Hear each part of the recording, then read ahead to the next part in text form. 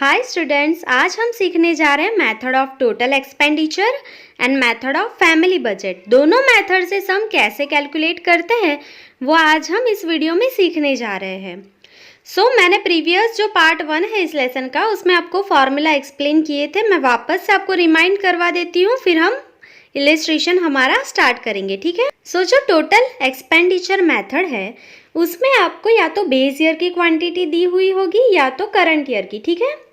If the quantity of base year is given in the question, आपको base year की quantity दी होगी सम में, तो आपको कौन सा फॉर्मूला लेना है? तो बेस ईयर की क्वांटिटी को कंसीडर करो, ऐसा किसने बोला है? तो लास्ट ईयर ने बोला है। आप कौन सा फॉर्मूला कंसीडर करेंगे? लास्ट ईयर का। ठीक है। Then consider index number of last year. ठीक है। जो लास्ट ईयर का फॉर्मूला है वही आपका कौन सा फॉर्मूला बन जाएगा? टोटल एक्सपेंडिचर से इंडेक्स नंबर का। ठीक है। तो आप क्या लिखेंगे? Index number I is equals to submission of P1 Q0 divided by submission of P0 Q0 into 100। ठीक है। जो लास्ट ईयर का फॉर्मूला है वही आपका टोटल एक्सपेंडिचर से फॉर्मूला बन जाएगा। ठीक है। कब? जब बेस ईयर आपको दिया होगा तब। If the quantity of current year is given in question, अगर आपको करंट ईयर की क्वांटिटी दे दी हुई है सम में, आप कौन सा फॉर्मूला कंसीडर करेंगे? पासे का, क्योंकि पासे ने क्या बोला है? करंट ईयर की क्वांटिटी को कंसीडर करना है। ठीक है। तो आपका index number total expenditure method से क्या बन जाएगा? तो index number I is equals to submission of P1 Q1 divided by submission of P0 Q1 multiply by 100। ठीक है। तो सम में सिर्फ आपको क्या देखना है कि बेस ईयर की क्वांटिटी है या करंट ईयर की। बेस ईयर की क्वांटिटी है तो लास्ट ईयर का फॉर्मूला लेना है, और करंट ईयर की क्वांटिटी है तो आपको किसका फॉर्मूला लेना है? पासे का। ठीक है। अब हम सीखने जा रहे हैं method of family budget. Index number of family budget method is obtained by weighted average. मतलब जो वेटेड एवरेज का फॉर्मूला है उससे ही फैमिली बजट कैलकुलेट होता है। तो आप सबको वेटेड एवरेज का फॉर्मूला पता है, submission of IW divided by submission of W। यही फॉर्मूला आपका मेथड ऑफ फैमिली बजट के लिए भी हो जाएगा। ठीक है। तो index number I is equals to submission of IW divided by submission of W। ठीक है। यहाँ पे आप सोचेंगे कि नया क्या है, तो आपको यहाँ पे इंडेक्स नंबर आई का फॉर्मूला सबको पता है कि I is equals to P1 upon P0 multiply by 100। ठीक है। ये फॉर्मूला आपको पता है, ये एज इट इज़ है। सिर्फ सम में आपको यहाँ पे W नहीं दिया होगा। ठीक है। तो आपको यहाँ पे लर्न रखना है मेथड ऑफ फैमिली बजट में W क्या होता है। W is equals to P0 into Q0। ठीक है। ये आपको लर्न रखना है। इंडेक्स नंबर फैमिली बजट से जब आप फाइंड करेंगे तो सिर्फ आपको W नहीं दिया होगा, तो आपको लर्न रखना है P0 इंटू Q0। आपको यहाँ पे मैंने method of family budget and method of total expenditure दोनों एक्सप्लेन कर दी है। आप फॉर्मूला लर्न कर लीजिए हम इलिस्ट्रेशन स्टार्ट कर पाए। तो आज का जो वीडियो है हम इलिस्ट्रेशन नंबर 17 से सम गिनना स्टार्ट करेंगे। Let's start.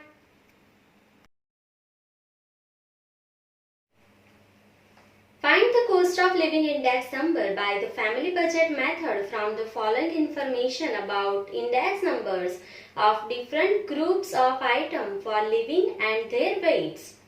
यहाँ पे आपको ग्रुप दिया हुआ है, इंडेक्स नंबर एंड वेट दे दिया है। हम सबसे पहले टेबल बना के group, index number and weight लिख लेंगे। Index number I and weight मतलब W। ठीक है।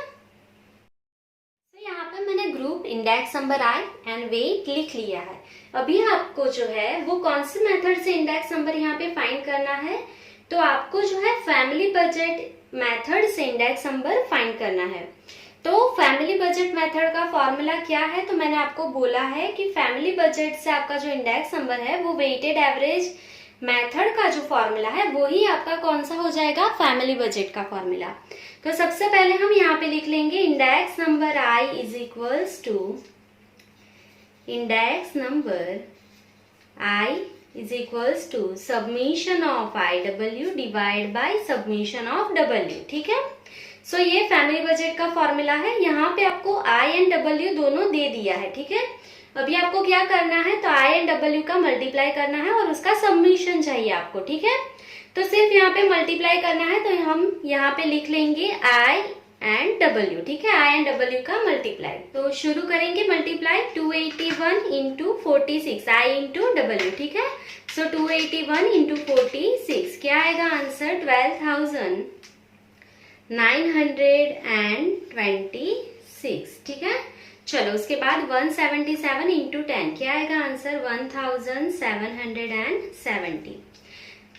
देन 178 इंटू 7 तो क्या आएगा आपका आंसर, 1246, क्लियर। चलो then 210 multiply by 12, 210 multiply by 12 क्या आएगा आंसर, 2520 लिख लेंगे। देन 242 इंटू 25 क्या आएगा, 6050, ठीक है। अभी इसका हम टोटल कर लेंगे, 12,926 प्लस 1770, 1246, 2520, 6050 क्या आ जाएगा आपका टोटल, 24,512, क्लियर। अभी हम वेट का जो है टोटल कर लेंगे, क्योंकि डिवाइड में क्या है, सबमिशन ऑफ डब्ल्यू, ठीक है। सो क्या हो जाएगा इसका टोटल, तो 46 प्लस 10 प्लस 7 प्लस 12 प्लस 25 क्या हो जाएगा, 100, क्लियर। चलो तो अभी आप क्या करेंगे, तो सबमिशन ऑफ आई डब्ल्यू कितना है, सो 24,512 divide by submission of W कितना है, 100। तो आप डिवाइड बाय 100 करेंगे, क्या आंसर मिल जाएगा आपको, 245.12, ठीक है। तो ये फैमिली बजट से आपको इंडेक्स नंबर यहाँ पे मिल गया है। अभी आप फाइनल आंसर यहाँ पे लिख लेंगे, क्या लिखेंगे, so therefore rise in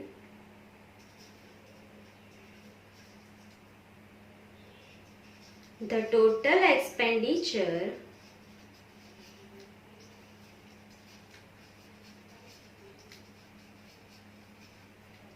in current year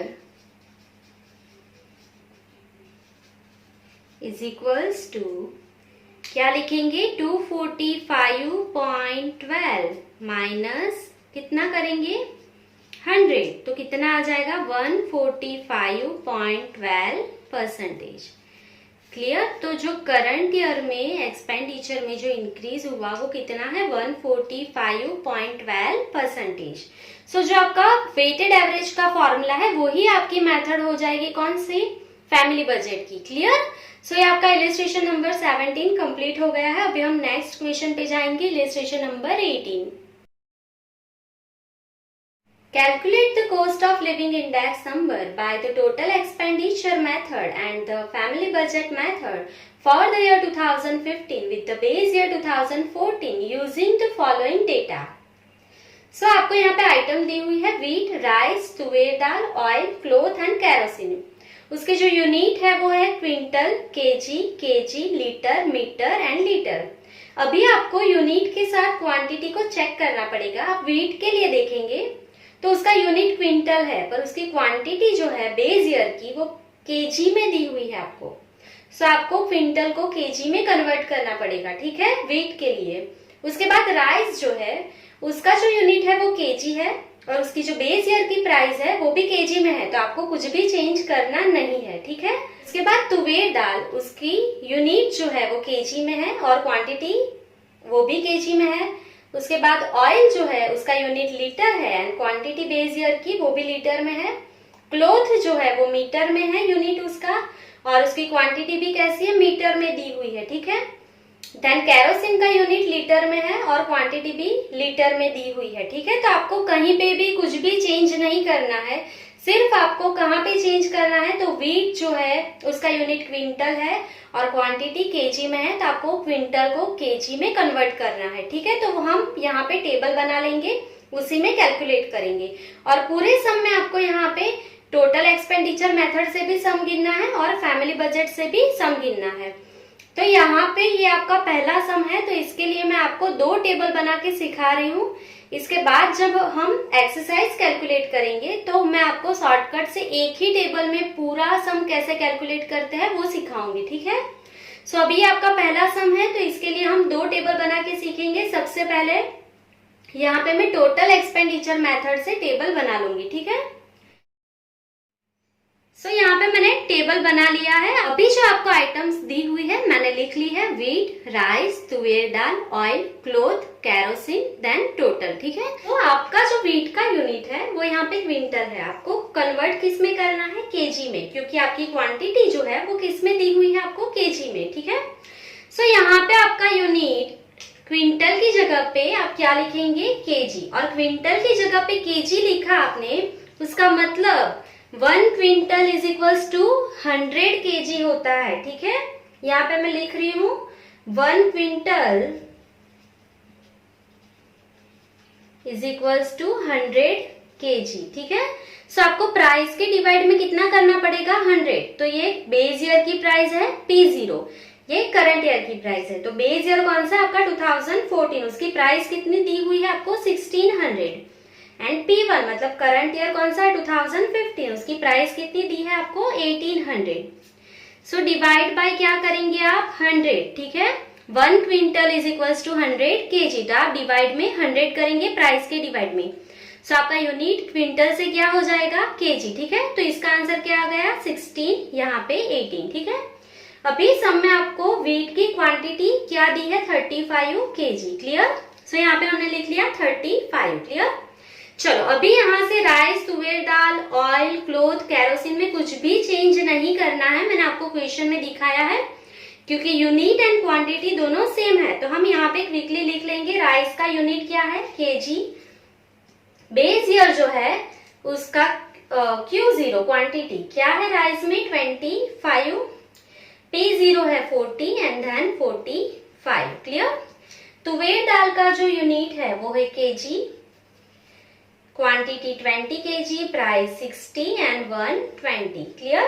then oil के लिए जो उसका यूनिट है litre, 10 litre, quantity, price 80 and 90। Then cloth का जो है वो यूनिट है मीटर, 20 मीटर, 30 एंड 45 प्राइस, ठीक है। लास्ट में कैरोसिन का यूनिट है लीटर, 15 लीटर, क्वांटिटी, प्राइस है 28 एंड 35। सो ये हमने मेन जो हमारा क्वेश्चन है वहां से लिख लिया है। अभी हम सबसे पहले सम कौन से मेथड से कैलकुलेट कर रहे हैं, तो टोटल एक्सपेंडिचर मेथड से हम सम को कैलकुलेट कर रहे हैं।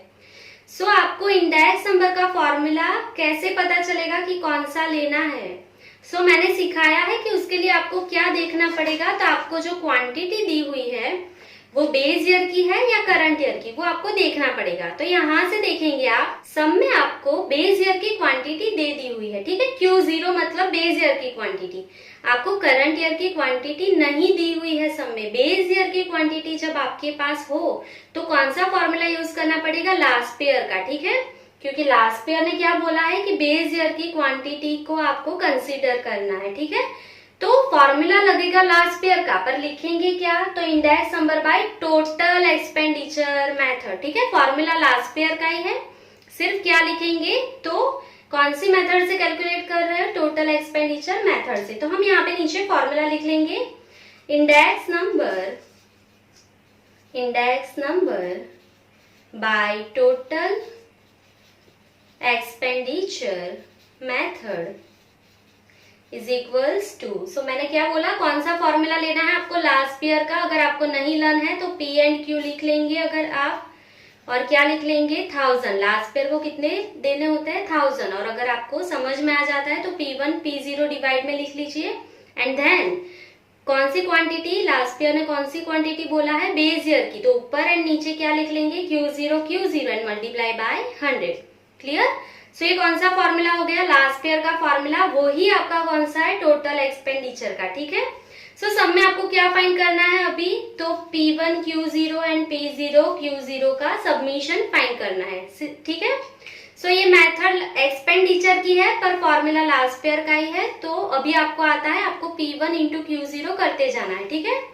सो शुरू करेंगे, ये P1 है, ये Q0 है, 35 इंटू 18, तो हम करते जाएंगे 35 इंटू 18, क्या आएगा आंसर 630।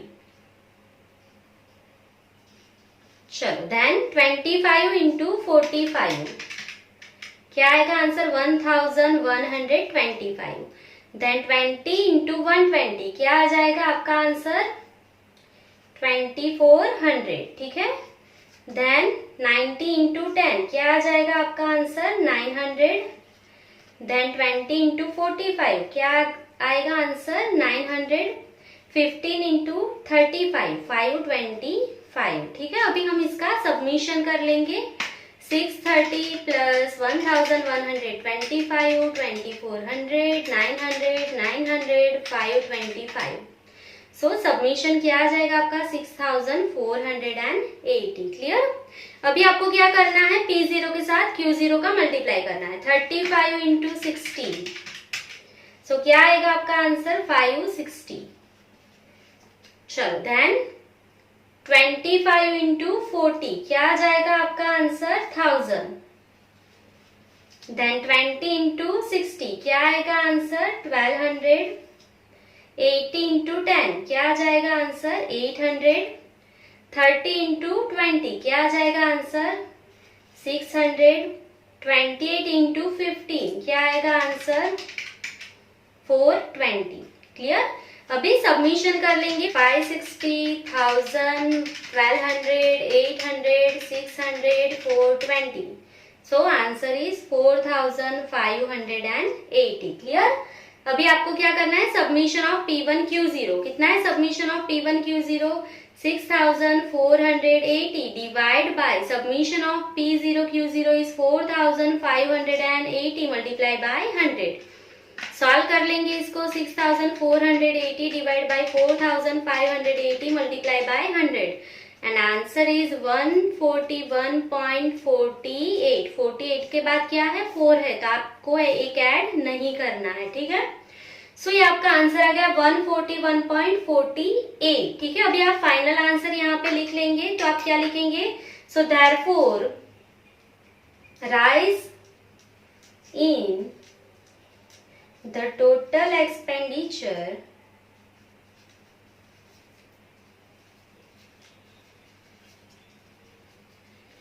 in year 2000, कौन सा है, करंट ईयर 2015, ठीक है।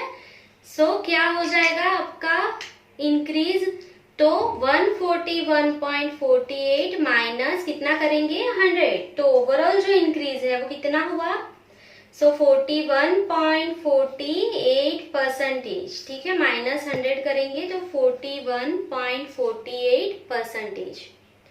सो ये आपका इलिस्ट्रेशन नंबर 18 का जो फर्स्ट आंसर बोला था, टोटल एक्सपेंडिचर मेथड से कैलकुलेट करना। सो यहाँ पे आपने वो कैलकुलेट कर लिया है। अभी हम यही सम दूसरी मेथड से कैलकुलेट करने जा रहे हैं, कौन सी method, method of family budget, ठीक है। सो उसके लिए हम यहाँ से item, unit, Q0, P0, P1 जो हमने यहाँ पे कन्वर्ट किया है क्विंटल को केजी में, ये पूरा जो डेटा है item, unit, Q0, P0, P1, ये पूरा हम टेबल बना के लिख लेंगे फैमिली बजट मेथड के लिए, ठीक है। अभी मैं आपको 2 टेबल में सिखा रही हूँ, इसके बाद जो एक्सरसाइज गिनेंगे वो मैं डायरेक्टली आपको सिखाऊंगी, ठीक है। उसके लिए आप एकदम अच्छे से समझ लो, तो आपको वहां पे प्रॉब्लम नहीं होगी, ठीक है। सो यहाँ पे मैंने टेबल बना लिया है, हम हेडिंग लिख लेंगे method of family budget, method of family budget, ठीक है। सो हमने प्रीवियस टेबल में से items, unit, Q0, P0 and P1 जो हमने कैलकुलेट किया था वो पूरा यहाँ पे लिख लिया है। अभी फैमिली बजट मेथड से इंडेक्स नंबर अगर आपको कैलकुलेट करना हो तो आपको पता है उसका जो फॉर्मूला है वो, तो यहाँ पे हम क्या लिखेंगे, तो index number by family budget method is equals to, family budget method से अगर आपको इंडेक्स नंबर कैलकुलेट करना है तो आपको क्या करना है, तो submission of IW divide by submission of W. ठीक है, ये कौन सा वेटेड एवरेज का ही फॉर्मूला है, वो ही कौन सा हो जाएगा, फैमिली बजट का। ठीक है, सो यहाँ पे आपको क्या चाहिए, तो इंडेक्स नंबर आई चाहिए, देन वेट डब्ल्यू चाहिए। ठीक है, फिर दोनों का मल्टीप्लाई चाहिए। सो सबसे पहले क्या चाहिए आपको, इंडेक्स नंबर आई। तो इंडेक्स नंबर आई का फॉर्मूला आप सबको पता है, P1 अपॉन P0 इंटू 100। ठीक है, ये इंडेक्स नंबर का फॉर्मूला है आई। अभी आपको क्या चाहिए यहाँ से, डब्ल्यू। सो डब्ल्यू का फॉर्मूला क्या होगा, तो आपको मैंने बोला है फैमिली बजट में W is equals to P0 Q0। ठीक है, देन आपको क्या चाहिए, submission of I W, I and W का मल्टीप्लाई एंड देन उसका सबमिशन टोटल। ठीक है, सो सिर्फ इतना ही करना है सब में हमको। सबसे पहले हम इंडेक्स नंबर आई कैलकुलेट कर लेंगे। सो यहाँ से P1 अपॉन P0 करते जाएंगे, मल्टीप्लाई बाय 100 करके लिखते जाएंगे। ठीक है, सो यहाँ से P1 कितना है आपका 18। सो लिख लेंगे यहाँ से 18 डिवाइडेड बाय 16 मल्टीप्लाई बाय 100। क्या आ जाएगा आंसर आपका, सो यहाँ पे हम लिख लेंगे 112.5। ठीक है, then 45 divide by 40 multiply by 100, answer is 112.5। Then 120 divide by 60 into 100, so आपका आंसर क्या आ जाएगा 200।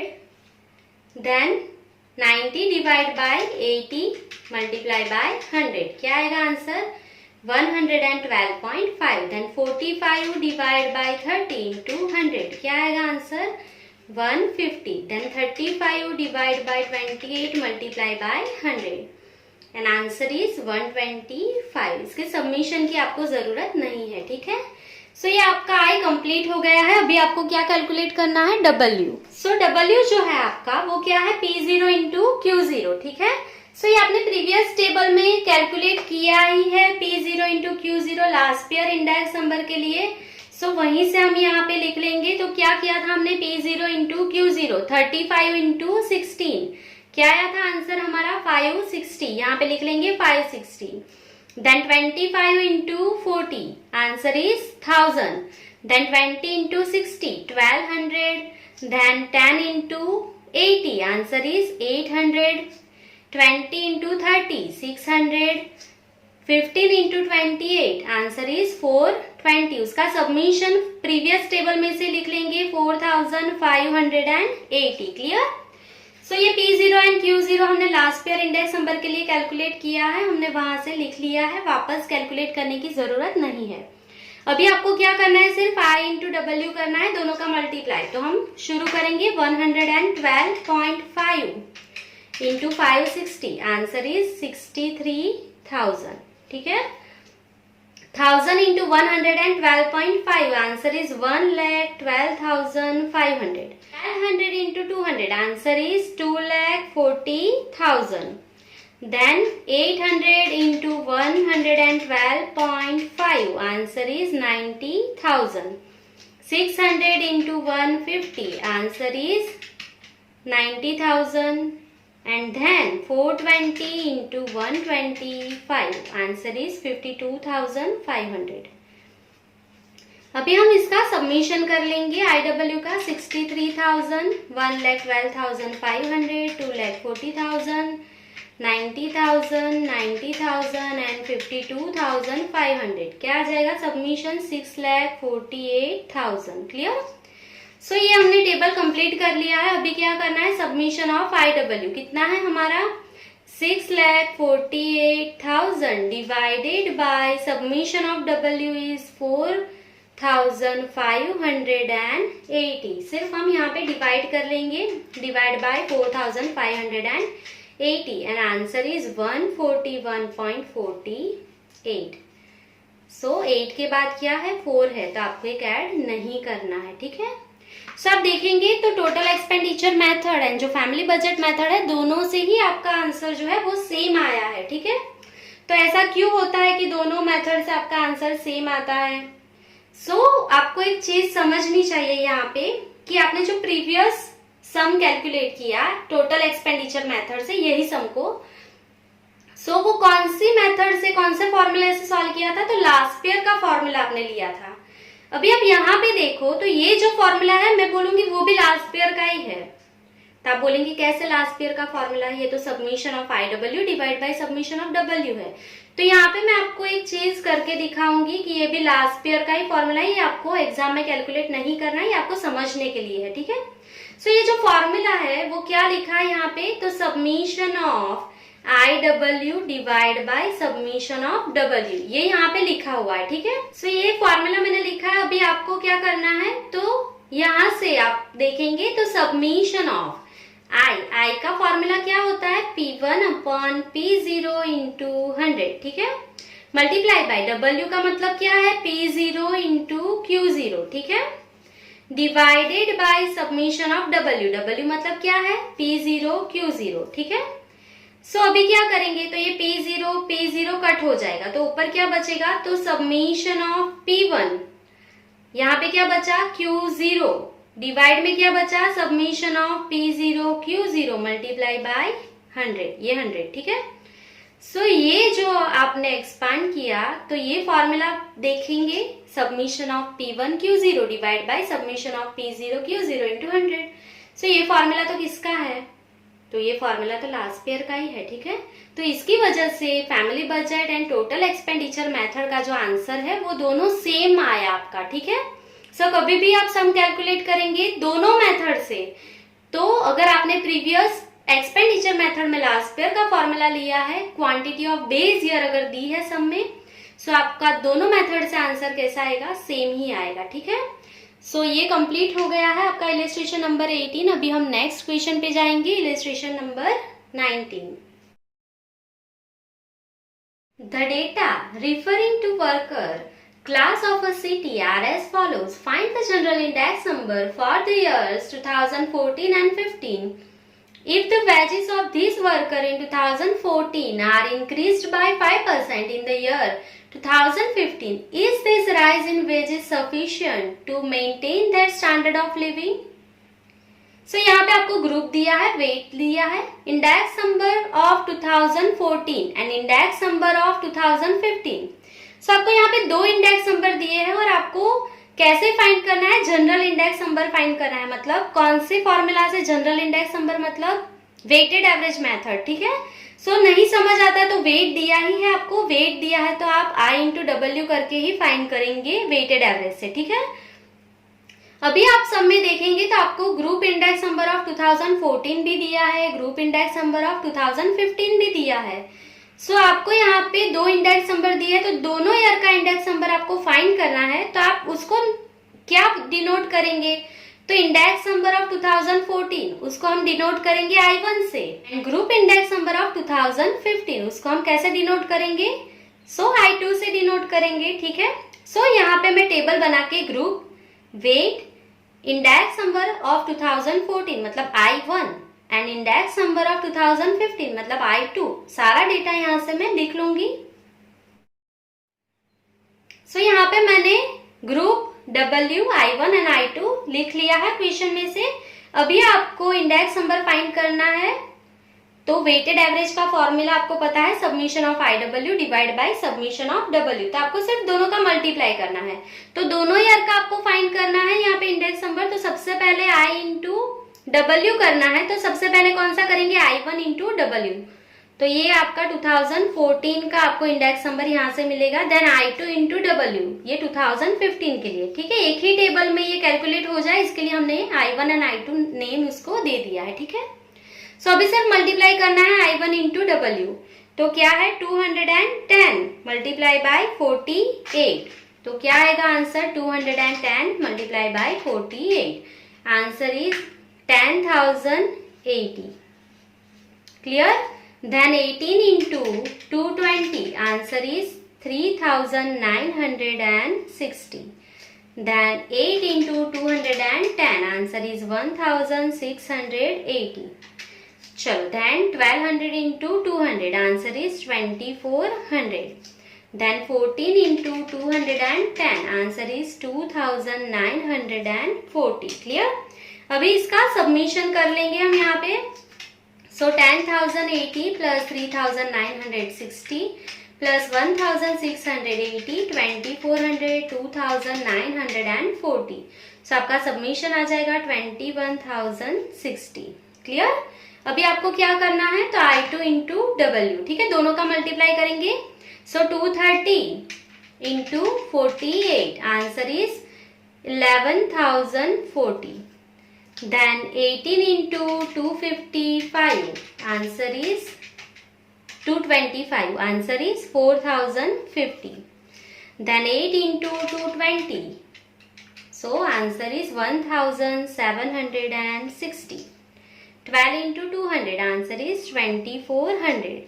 And then 14 is into 235, so answer is 3290. clear। so अभी हम इसका सबमिशन कर लेंगे। 11,040, 4,050, 1,760, 2,400, 3,290. So submission is 22,540, clear।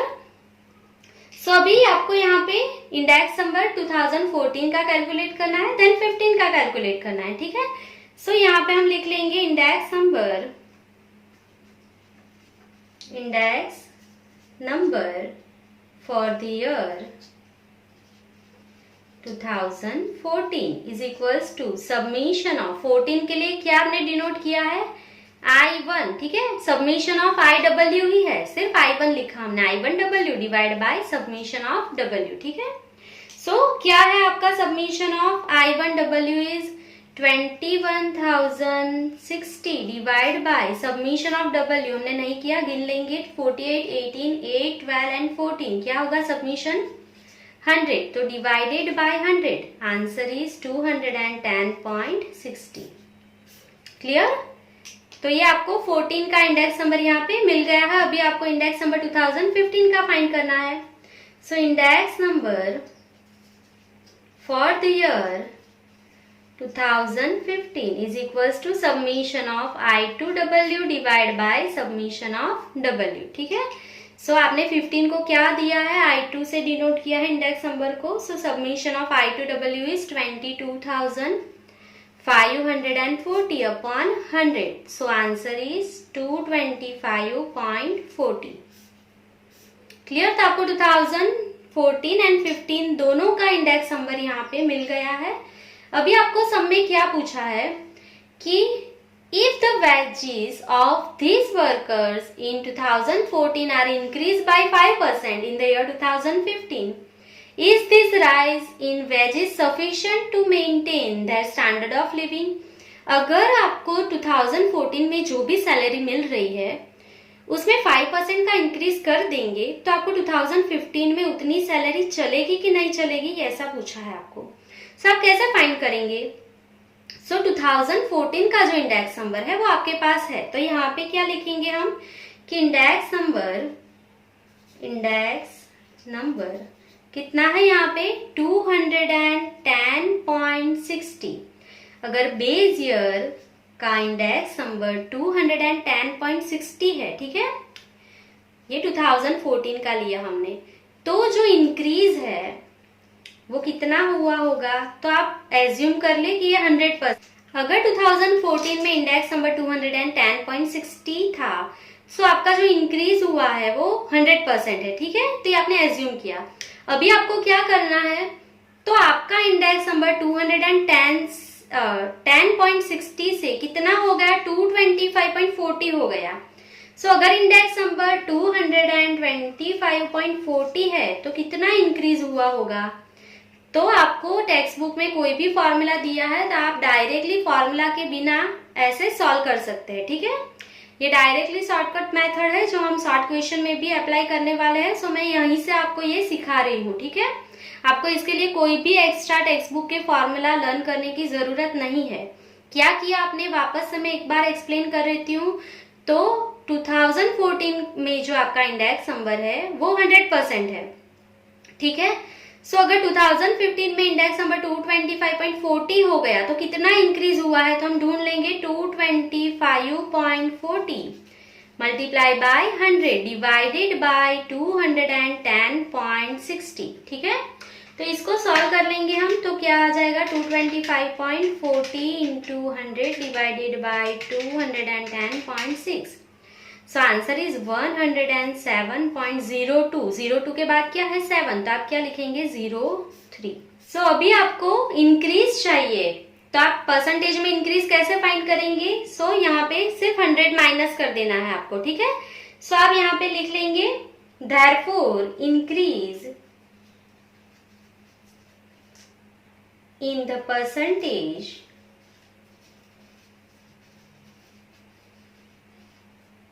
in cost of living index number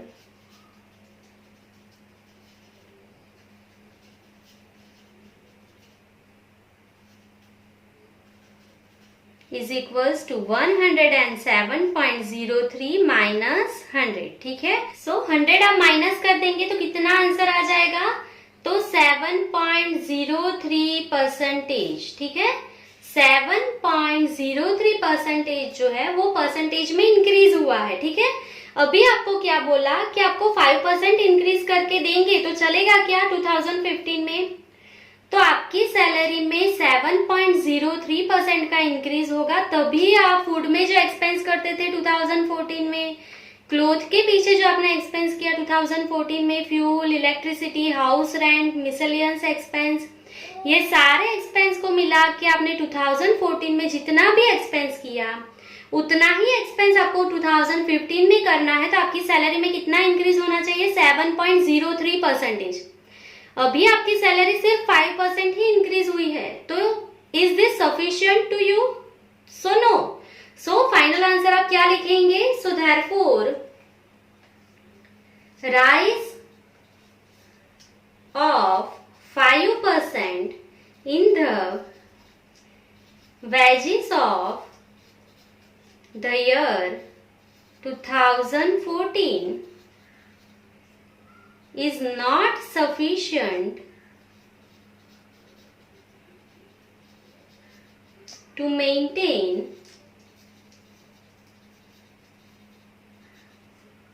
same standard of living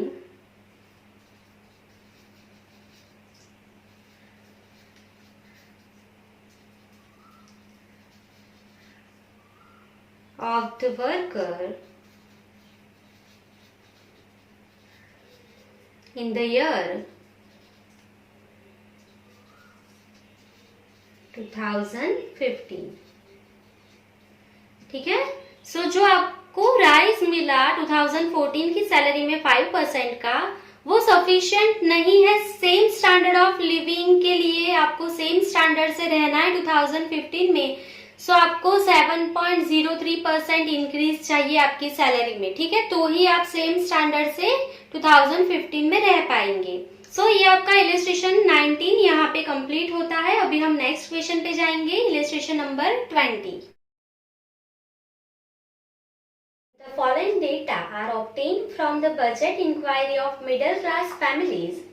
State the change in the cost of living in the current year 2015 with respect to the base year 2014 by finding the index number.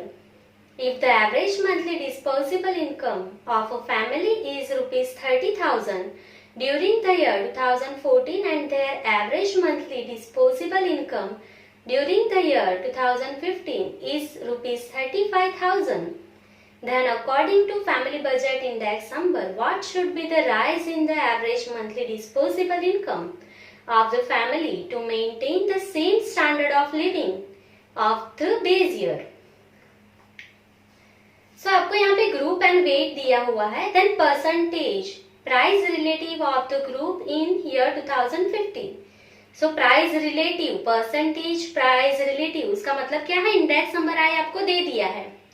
आपको family budget से find करना है index number. Family budget method मतलब कौन से method? Weighted average method. और अगर आपको समझ में नहीं आता है तो आपको weight and index number I दे दिया है।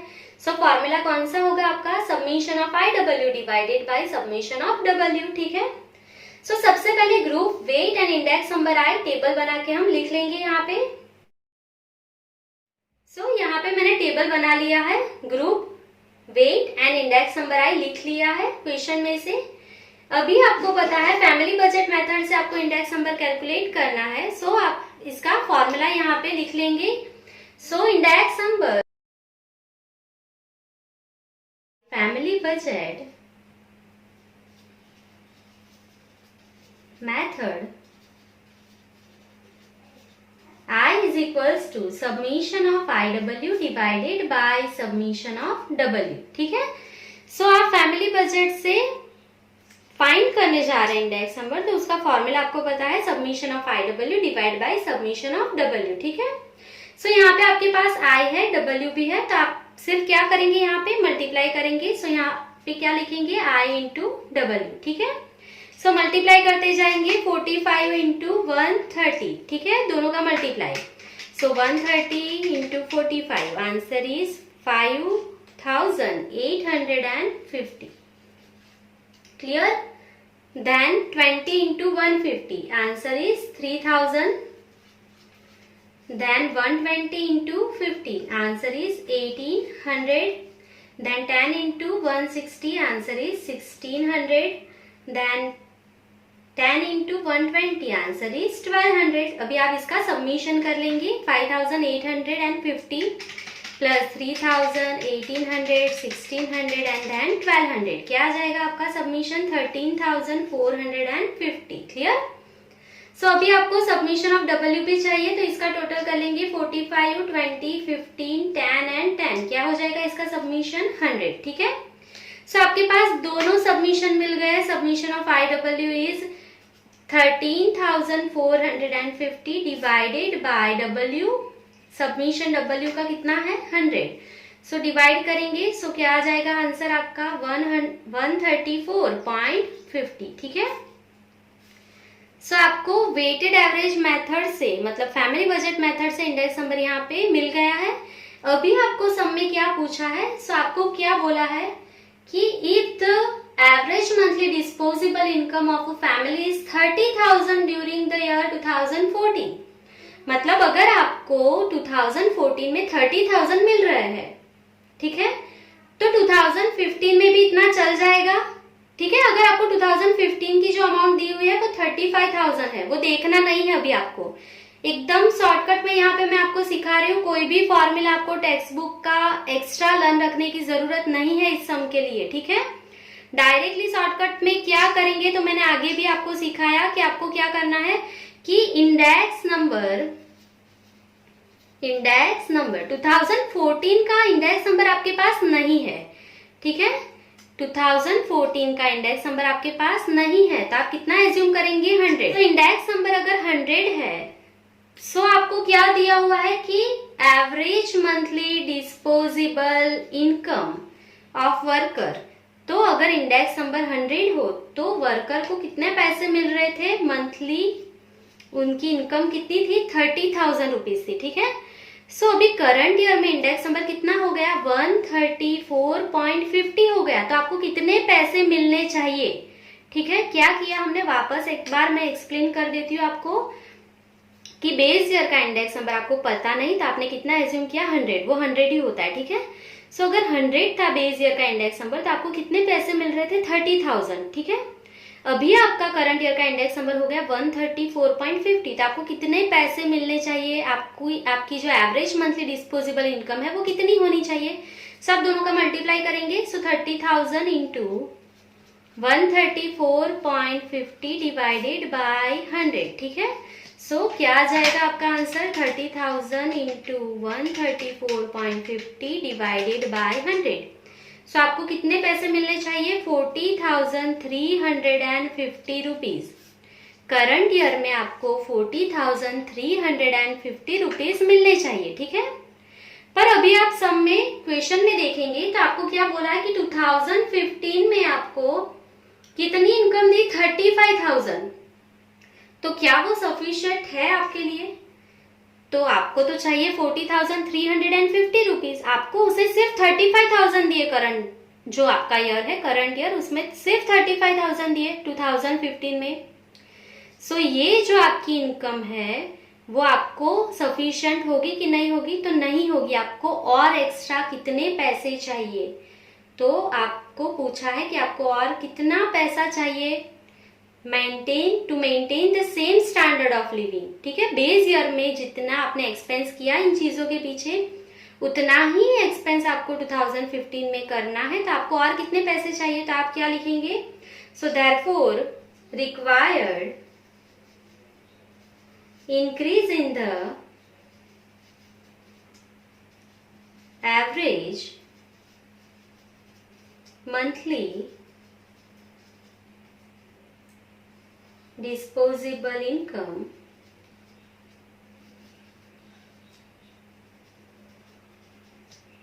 to maintain same standard of living